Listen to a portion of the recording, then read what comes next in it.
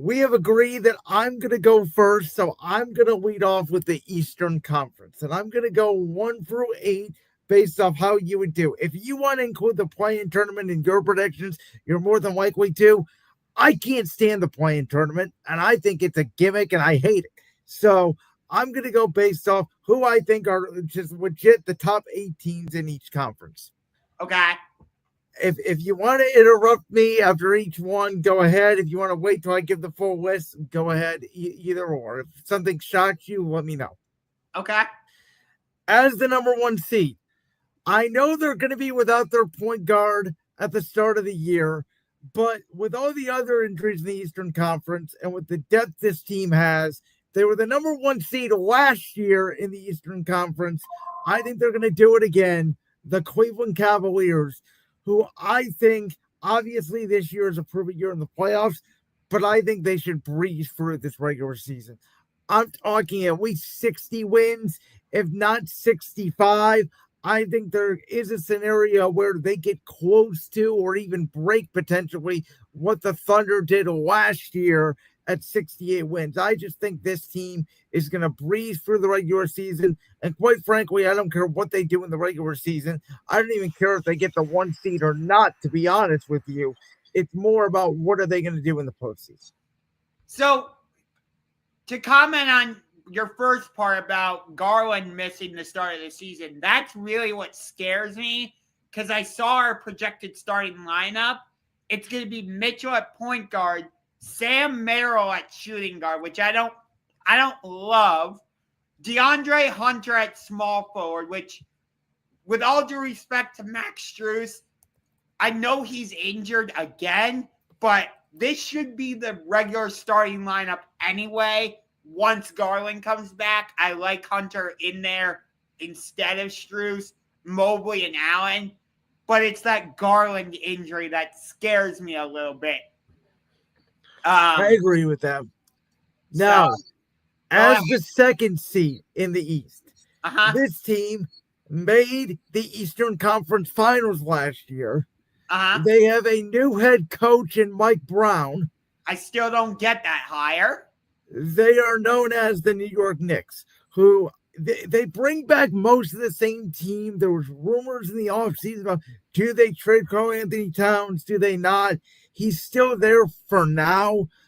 I think Mike Brown is very similar to Tom Thibodeau, so I'm interested to see how this Knicks team works. I think obviously they need to use the bench more, but this is, again, another team with finals expectations that should relatively be good in the postseason, probably between 55 and 60 wins. So you and I agree on the top 2 seeds, maybe not necessarily the order, but this feels like it should be the Eastern Conference Finals. If it's not, something's gone wrong for either one of them. For me, it's that duo of Jalen Brunson and Karl-Anthony Towns. We saw it work at times last year. At other times, you're like, nah, I don't think they really go together. So can Mike Brown find that consistent chemistry between them? And it's also, for me, the biggest question is OG Anunoby and Josh Hart. It's those two. Where do they fit into the mix? Because at times I felt like the Knicks didn't get enough consistent play out of those two. And that's what really hurt them, at least from my perspective, in that series against the Pacers. Okay, so I know at number 3 we're going to disagree, but this is where I think it gets really tough in the East. Because I think you have a bunch of similar teams, and I don't know how good Boston's going to be without Jason Tatum, and I don't know how good Indiana's going to be the full year without Tyrese Haliburton. Plus, they lost Miles Turner to the Milwaukee Bucks. And because of that, I have a team who last year made the playoffs, but they were banged up all year. And they made a great addition to the offseason, which is what they needed, which was shooting. Okay, I agree then. I have the Orlando Magic as the 3 seed in the Eastern Conference. I think the Desmond Bane acquisition was maybe the biggest acquisition of anybody outside of Kevin Durant this offseason. I think Pablo Banchero takes a huge step up to go with Franz Wagner as well, who I think is coming on as a really good, solid number 3.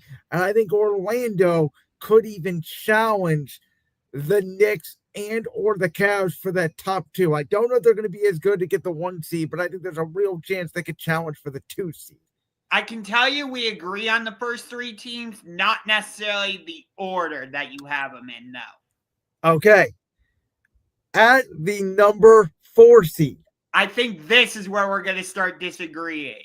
This team, you and I have disagreed on more than any other team, I think, in the NBA, even more so than the Pacers. I said going into the offseason, I like this team. I like what they have in Nikola Vucevic, Kobe White, their coach, Billy Donovan. I think this is the team that is the shock of the NBA this season. The Chicago Bulls are going to be a top 4 seed in the Eastern Conference. What? Excuse me?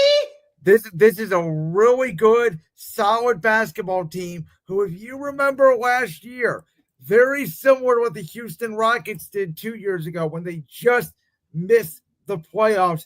They went on that run at the end of the year. The Bulls were a game away from making the playoffs last year. I think that team takes a huge jump.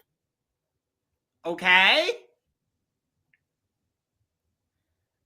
I mean, Josh Giddey, Kobe White, Vucevic. You got Kevin Huber, Trey Jones. I forgot they also have our buddy Isaac Okoro, who's a very good defender. Not a great shooter, but a very good defender as a wing. Like, this team, I think, can compete. Okay. Okay. I'm curious to see where you have a couple other teams. At number 5, I have they are coached by J.B. Bickerstaff. I have Cade Cunningham and the Detroit Pistons. I think they take a step up, and I think the Pistons compete this year. I think, they took the Knicks to 6 games last year. You could have made an argument they could have beat the Knicks last year in the playoffs. I think it's another typical, how JB did with the Cavs, right? He went from play-in tournament to first-round exit to second-round exit. I think the Pistons take another step up, and I think they're the 5 seed this year in the East, as opposed to, I believe they were the 6 seed a year ago. Yes. Okay. That leads us to number 6. Yes. Which this team 2 years ago won the whole goddamn thing. The Boston Celtics. So I put them at 6 for this reason. We've talked about it ever since the Jason Tatum injury. We have debated a lot, obviously. Jason Tatum, Jaylen Brown. And I know you don't like the debate because I know you think they're equal. But I do think this year we're going to learn who's right on the argument. Because if the Celtics are a 2 or 3 seed with Jaylen Brown, then you could make the argument maybe Jason Tatum isn't as valuable. If they're a 7, 8, 9 seed, dare I say, miss the playoffs, then you could say, oh, Jason Tatum, he is a top 5 player in the league. He is more valuable to the Celtics. I think it's going to end up somewhere in between. I think they get off to a slow start. They've had a lot of changing parts. They've dumped a lot of guys via salary. Right now, our old buddy George Niang is in the starting lineup. I just don't think they're as potent. I don't think they're going to be as good of a regular season team when they're going up against these up-and-comers like Chicago, Detroit, and Orlando. I would put Toronto in the mix there too.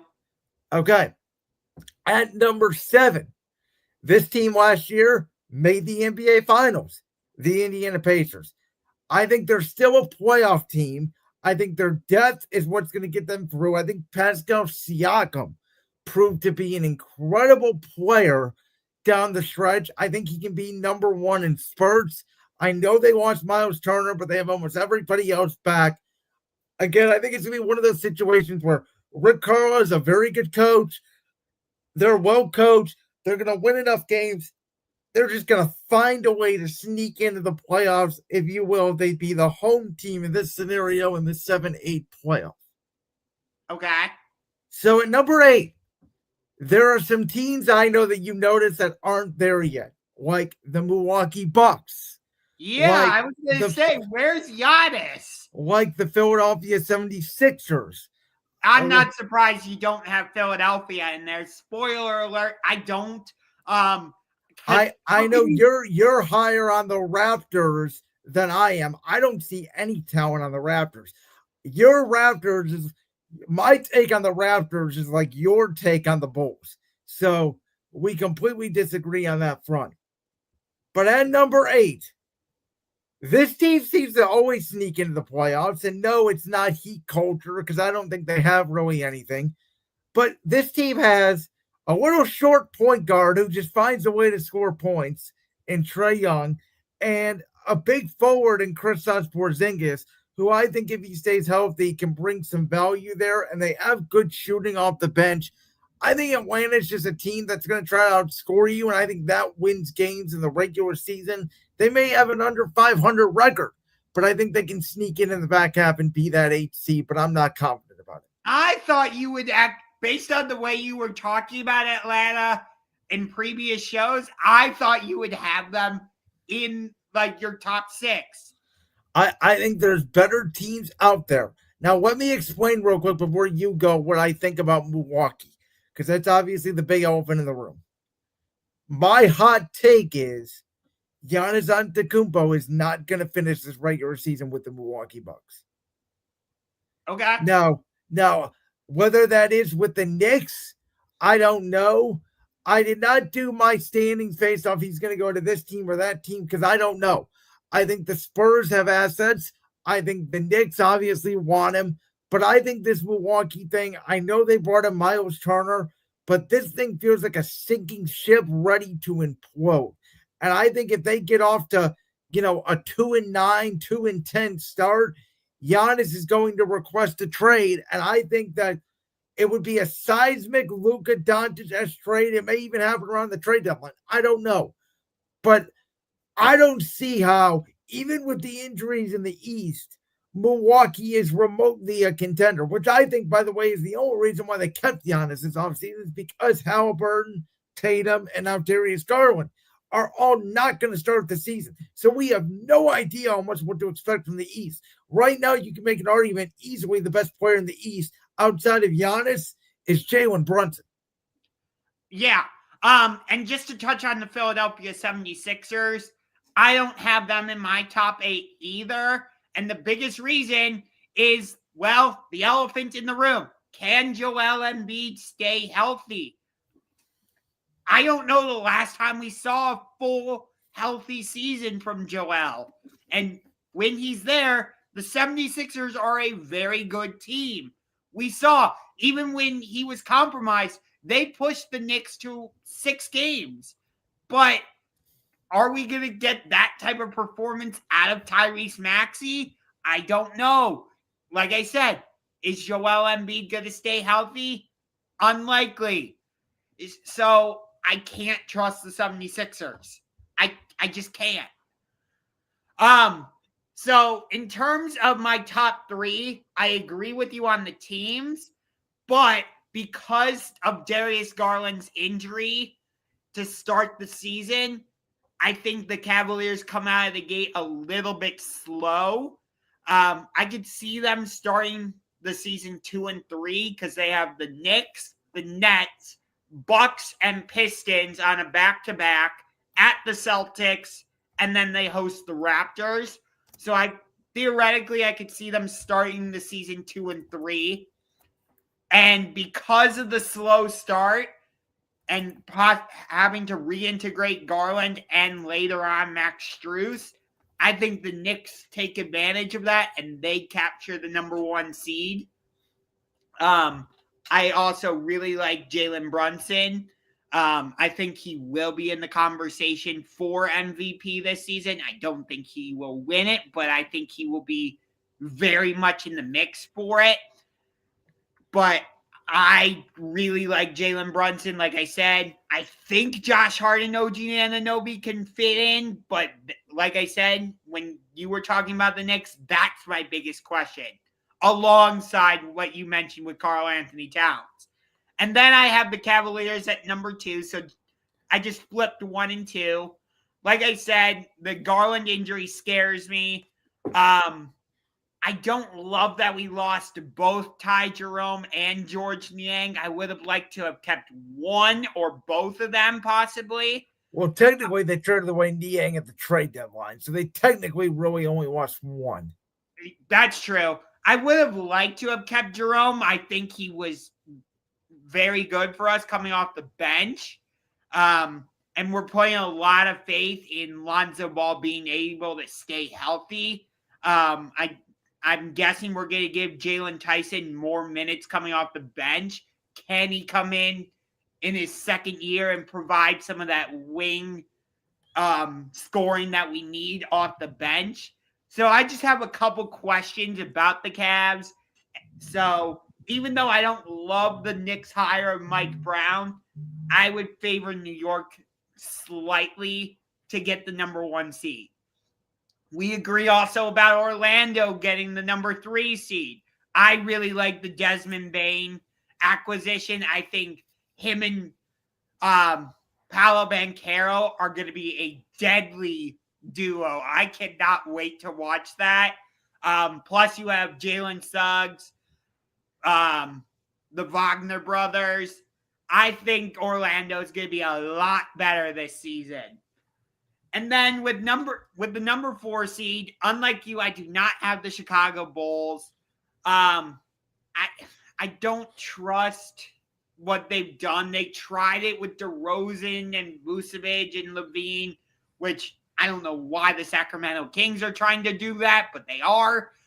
But I understand what you're saying about Josh Giddey and Kobe White and Vucevic, but the Bulls, until they take that next step and are like, okay, we can actually put it together and be a competent team, I don't have the faith in them. I wanted to put Milwaukee here, but I have the same question as you. Is Giannis going to stay a Buck this whole season? So at the number 4 seed, they pushed the New York Knicks to 6 games last year. I love Jaren Duren, or I think this is how you say it, Jaren Duren. Yep. Cade Cunningham. I have him, spoiler alert, I have him as most improved player. I think the Detroit Pistons jump way up and get that number 4 seed. I think they'll be like the Orlando Magic from 2000. 2 years ago. Yes. I think they will be this year's Orlando Magic. And then at number 5, they are going to be without Jason Tatum for most of the year. But I really like Jaylen Brown. I know they lost both Drew Holiday and Kristaps Porzingis, but they won the championship just 2 years ago. I'm not going to simply write them off. I've got the Boston Celtics being that number 5 seed, and I think that would be a heck of a showdown. Pistons, Celtics in the first round. Good God, I'd watch every minute of that. And then at number 6 seed, I think this team takes a huge step forward. It's my version of your Chicago Bulls, the Toronto Raptors. I think Scotty Barnes really takes that next step. I really like them. I think RJ Barrett and Scotty Barnes will continue to develop the chemistry I've seen from them. And I think the Raptors take a gigantic step and make it into the top 6. At number 7, I legitimately thought about the Brooklyn Nets. I did. But because I do think the Nets could be a feisty team this season. But I couldn't do it. So at number 7, as much as I hate him because he eliminated us in the play-in tournament here in Cleveland, and he took Oklahoma to the Final Four where they lost to Villanova, I think it was. Or no, that might have been with Buddy Hield, excuse me. But either way, he was a sharpshooter in Oklahoma. Now they have Kristaps Porzingis. I got the Atlanta Hawks. And then at number 8, I did think about Philadelphia. I did think about Chicago. I did think about Heat culture, but no, I got to go with last year's Eastern Conference champion, push the Oklahoma City Thunder to 7 games. They still have Pascal Siakam. They still have Andrew Nembhard, Aaron Nesmith, Ben Shepherd, Obi Toppin.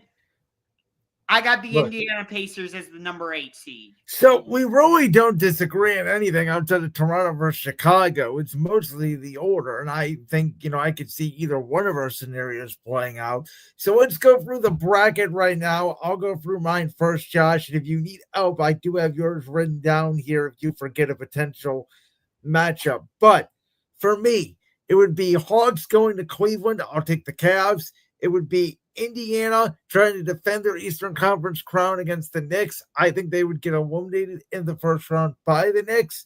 My one upset in the first round would be the 6th seed Celtics. I think by this point, Jason Tatum would be back. I think they would have enough to knock off the Orlando Magic. And then I'll take the Bulls in a 7-game series. I think that's a very even series against Detroit. I think home court would matter. That would set up then the Cavs taking on the Bulls in the second round. I don't think the Cavs get shook by Chicago the way they got shook by Indiana. They will have home field advantage in the Eastern Conference Finals against the Knicks, who I think would have beat Boston last year, regardless if Tatum got hurt with the ACL or not. So I think the 2 best teams in the Eastern Conference are the number 2 and the number 1 seed, the Knicks and the Cavaliers. This is a rematch of what would be the 2023 first round playoffs. Might have been 22, but I believe it was 23. No, it was 23 because in 2022, we first lost to the Nets in the playing tournament. That's right. And then lost to the Hawks. So obviously the Cavs are going to shake off their physicality demons. It's funny because Mike Brown would be coming back to Cleveland to coach against the team that he carried to the NBA Finals in 2007. Also had a stint with them in 2013. And I hate to do this. Anthony Bennett was the number 1 pick. Yep. I hate to do this, but I'm sorry, Cavs fans. Until you prove to me in the playoffs you can get to the NBA Finals, I'm not going to pick them. I think the Knicks, for the first time since 2000, represent the NBA in the Eastern or in the NBA Finals. I think they take one last step. I think Jalen Brunson is the Eastern Conference Finals Larry Bird MVP, and I think the Knicks probably do so in about 6 games, winning it in Madison Square Garden. Okay, so for me, I believe it would be New York against Indiana. Okay, New York, Indiana. Because of the Tyrese Halliburton injury, I know Rick Carlisle is a heck of a coach. The Pacers took out the Knicks in 6 games, but I have the Knicks winning that series. I'm going to say Indiana, even without Halliburton, Indiana pushes that series to 7. And then your next matchup would be Trae Young in Atlanta going to Cleveland. Okay.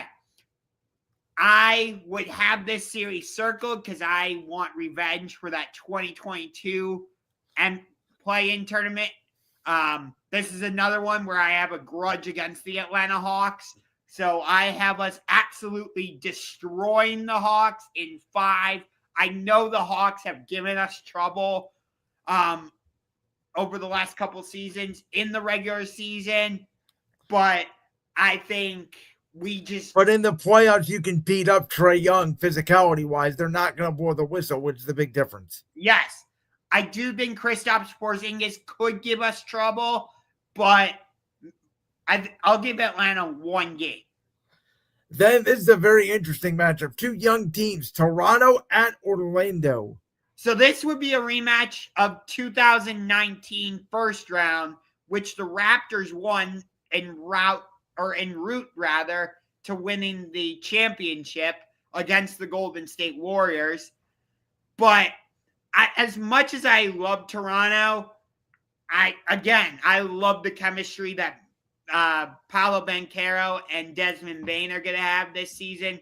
And Franz Wagner is going to play off of that very well alongside Jalen Suggs and Mo Wagner. So I have Orlando winning that series in 6. And then you have Boston as the 5 seed going to Detroit. Okay. So by this point, I would expect Jason Tatum to be back.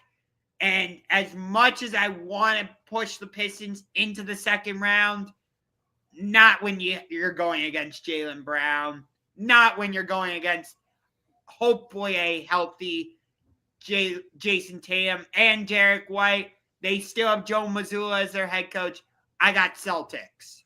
So that sets up another. Now, again, we both have now Celtics Knicks in the second round, except I have it as a 6 versus a 2, and you have it as a 1 versus a 5. Yes. And then I would have Cleveland hosting Orlando. Okay.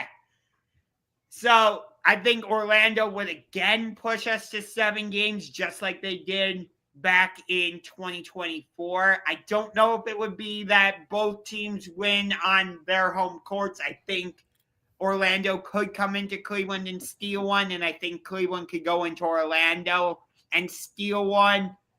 But in this case, by that time, hopefully Garland will be healthy. Hopefully Strus will be healthy, but still coming off the bench. I want Hunter to stay in the starting lineup. And with Hunter hopefully being in the starting lineup, you can neutralize Paolo Banchero, which I believe he's the engine for Orlando. So the Magic will push us to 7 games, but I got the Cavs. And then I agree with that. With New York against Boston, I would love to pick the Celtics because I would love to see a Celtics Cavaliers Eastern Conference Finals. But who knows how healthy Jason Tatum's going to be. And like I said, without Porzingis and Drew Holiday, as much as I love Joe Mazzulla and Jaylen Brown, Derek White, I just think the Knicks are the better team. So we end up with the same Eastern Conference Finals. Which is not good for either of those 2 teams. Because if you remember, we both picked Cleveland and Boston a year ago. We picked Milwaukee and Boston 2 years ago. And neither of those matchups happened. Yes. But unlike you, for the first time since 2018, your Cleveland Cavaliers will be in the NBA Finals, and they will do it without LeBron. And will the Eastern Conference Finals Larry O'Brien Trophy winner be Donovan Mitchell? No. Will it be Darius Garland? No. It will be the guy who you believe has to step up and really be the centerpiece of this team. And I think he will in the Eastern Conference Finals, going against Cat from USC. I love this. Number 4, Evan Mobley. I can't get there, Josh. You're more optimistic than me. Do I think it absolutely should and needs to happen?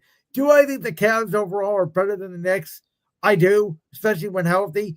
I just need to see them prove it to me at this point in the playoffs, because that's one of the reasons why this regular season for me for the Cavs is one of the least exciting in a long time and has no merit because of the way we filtered out in the last 2 postseasons. No, I totally understand your concern. And I did have a bit of skepticism putting the Cavs in the NBA Finals. Trust me, I really did. But I just, for me, it's more so about the Knicks rather than the Cavs. I think for both these teams, if they're going to make the finals, this is the year. Everybody else is sort of cleared out of the way. I think we both sort of agree. Even if you think Giannis and Milwaukee are going to be together the full year, they're not on a Cavs or a Knicks level. Yeah. But the thing with the Knicks is I don't know how much more they're going to use their bench That's why. That's the biggest question. Now, Mike Brown did have a history of using in Sacramento, so that's where I'm at. Yeah,